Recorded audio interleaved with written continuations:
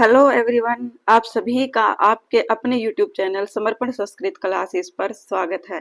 जैसा कि आप सभी ने थंबनेल में देख ही लिया होगा कि रीट की आंसर की जारी हो चुकी है, चाहे वो शिफ्ट 1 हो, शिफ्ट सेकंड हो या 3 हो या फिर लेवल 1 या 2, दोनों दोनों की आंसर की जारी हो चुकी है।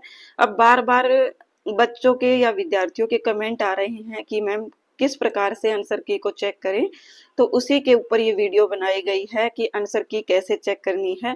तो क्लास को लास्ट तक देखिएगा और अधिक से अधिक शेयर कीजिएगा। तो चलिए शुरू करते हैं। सबसे पहले हमें सर्च करना है रीट 2024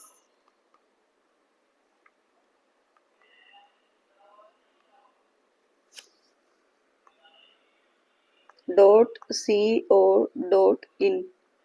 जैसे ही आप ये सर्च करते हो आपके पास राजस्थान की साइट ओपन हो जाती है। तो यहाँ पर आप देख सकते हैं आंसर की लेवल 1 शिफ्ट 1, आंसर की लेवल 2 शिफ्ट 2, आंसर की लेवल 2 शिफ्ट 3। तो यहाँ पर ये मैंने ऑलरेडी डाउनलोड कर रखी है, तो हम बार बार इसको डाउनलोड नहीं करेंगे। अब हम सीधा उसके ऊपर चलते हैं जो हमारी आंसर की है।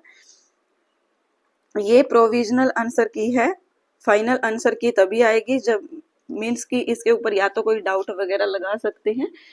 इतना मुझे नहीं पता है अभी कि इसके ऊपर डाउट भी लगा सकते हैं कि नहीं। कोई क्वेश्चन में अगर डाउट, जैसे एस्टेट में तो ये सब होता है, रेट में होता है कि नहीं मुझे नहीं पता, क्योंकि इन्होंने कोई ऑप्शन भी नहीं दे रखा। पहले इन्होंने एग्जाम दिया था, फिर उसके बाद उन्होंने आंसर की दी है।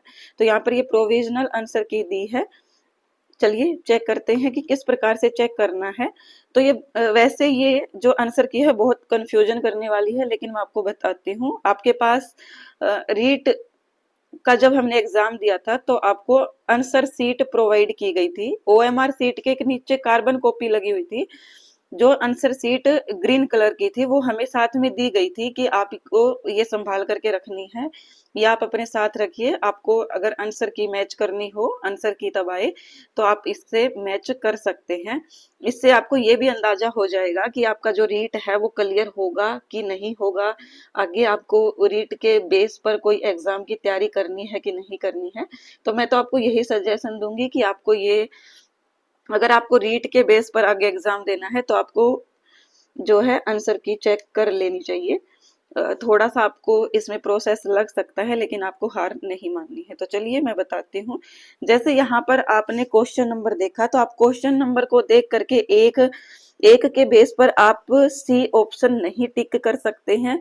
क्या इसमें प्रोसेस रहेगी? ये सिर्फ जो क्वेश्चन नंबर दिया गया है ये मात्र एक सीरीज दी गई है। ये क्वेश्चन नंबर आपके एग्जाम के अकॉर्डिंग नहीं है, ये ओनली सीरीज दी गई है, ये समझ लीजिए। आपके एग्जाम के अकॉर्डिंग क्या है वो मैं बताती हूँ। तो जैसे कि आपने अपने एग्जाम में सेट भरा होगा कि आपका जो क्वेश्चन पेपर है वो ए था, बी था, सी था या डी था। जैसे कि मेरा सेट आया था डी, तो मैं डी वाला चूज करूंगी। तो मैं कैसे चेक करूंगी? देखो, जैसे मेरा सेट था डी, डी के अंदर क्वेश्चन नंबर जो 7 है ना, डी के अंदर जो 7 नंबर क्वेश्चन है, 7 नंबर क्वेश्चन, उसका ऑप्शन हमारा सी सही होगा। डी ऑप्शन के अंदर जो डी हमारा सेट है, अगर आपके पास सेट सी है तो सेट सी का 3 नंबर क्वेश्चन का सी आंसर सही होगा। आई होप आप समझ पा रहे होंगे कि मैं क्या कह रही हूँ। जैसे आपके पास सेट बी है, किसी का क्वेश्चन पेपर का जो सेट है वो बी है, तो आपका क्वेश्चन नंबर जो 12 है ना, 12, इसका 12 का आंसर आपका होगा सी सही। अगर आपका सेट नंबर ए है तो आपका 9वें क्वेश्चन का सी ऑप्शन सही होगा। आई होप आपको ये क्लियर हो पा रहा होगा। जैसे मान लीजिए अब मैंने ये वाला चूज कर लिया कि मेरा सेट डी है, और डी के अंदर जैसे मेरा ये क्वेश्चन नंबर 11 है, 11, तो मेरा 11 नंबर क्वेश्चन का ही डी सही होगा। क्या होगा? 11 नंबर क्वेश्चन का डी सही होगा।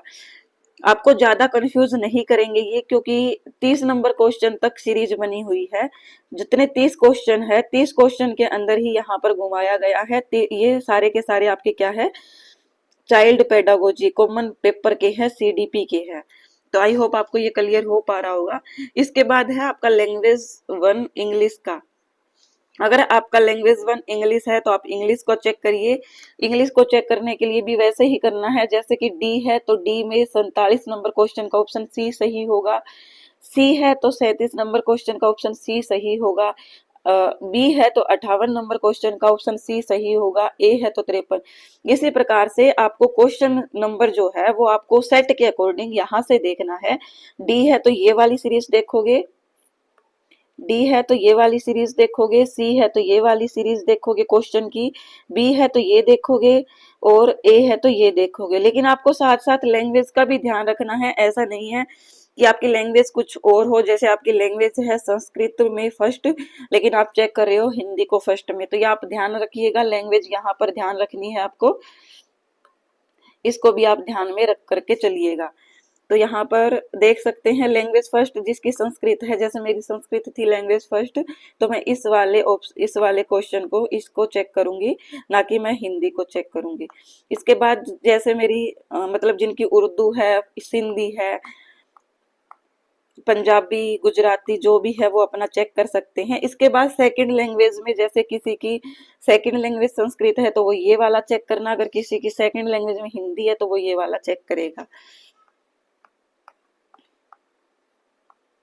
और फिर आपको यहाँ पर ये लैंग्वेज सेकंड दी गई है, जिसकी लैंग्वेज जो है वो देख लीजिएगा।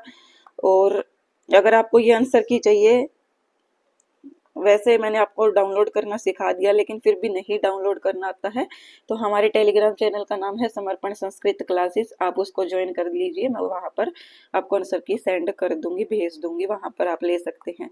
तो जिनका मैथमेटिक्स एंड साइंस था वो यहाँ से चेक कर सकते हैं, और जिनका SST था वो यहाँ 91 से 150 तक आप अपना स्कोर चेक कर सकते हैं। थोड़ा सा आपको समय लग सकता है, लेकिन आप सभी जानते हैं कि जैसे हम UGC नेट का भी मिलाते हैं तो भी हमें कितना, मतलब उसमें तो और भी ज़्यादा पजल करते हैं। तो आप ये चेक कर सकते हैं ताकि आप अपनी भावी जो परीक्षा होने वाली है रीट के बेस पर उसकी अच्छे से तैयारी कर सके। धन्यवाद, बने रहे हमारे साथ इसी चैनल पर। क्लास को अधिक से अधिक शेयर कीजिएगा।